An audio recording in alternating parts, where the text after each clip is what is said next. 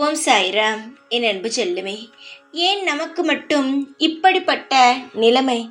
நம் யாருக்கு என்ன துரோகம் செய்தோம்? எதற்காக அந்த கடவுள் நம்மை இவ்வளவு சோதிக்கிறான்? அந்த கடவுளுக்குத்தான் அனைத்தையும் பார்த்து பார்த்து செய்கிறேன்.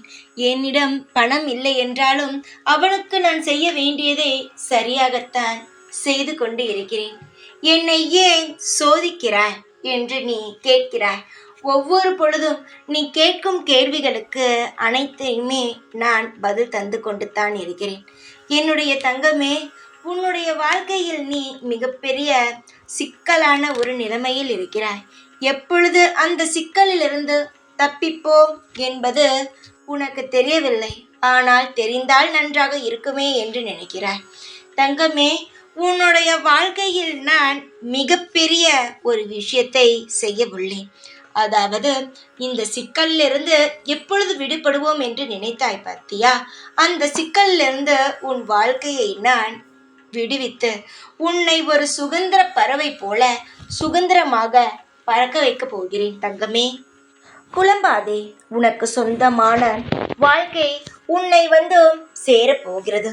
உன் வாழ்க்கையில் இதெல்லாம் கிடைக்காமல் தாமதமாகிக் கொண்டு இருந்ததோ அது அனைத்துமே இனி உனக்கு தாராளமாக கிடைக்க பெறும். இதுவரை நீ கஷ்டப்பட்டாய்.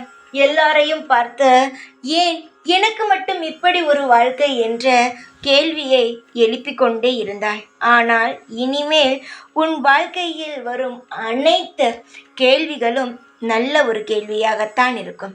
சந்தோஷமான விஷயங்களாக மட்டும்தான் இருக்கும். சில நேரங்கள் உன்னை நீயே குறை கூறிக்கொண்டாய். சில சமயங்கள் மற்றவர்களை குறை கூறிக்கொண்டாய். அதிகமான நேரம் கடவுளை தான் திட்டுவாய். ஆனால் இனியோ உன் வாழ்க்கையில் எந்த ஒரு தவறும் நடக்காது. யாரையுமே குறை கூறாமல் நிம்மதிகரமாக உன் வாழ்க்கையோ அமையும். பிரகாசமான எதிர்காலங்கள் உன்னை சுற்றி இருந்து கொண்டே இருக்கும். இனி கவலைப்பட வேண்டாம். தைரியமாக நீ இருந்தால் மட்டுமே போதும். அனைத்திற்குமே ஒரு நல்ல முடிவு கிடைக்கும். சிரித்தபடி இரு. எப்பொழுதுமே இந்த சாய் உன் கூடவே தான் இருப்பேன். ஓம் சாய்ராம்.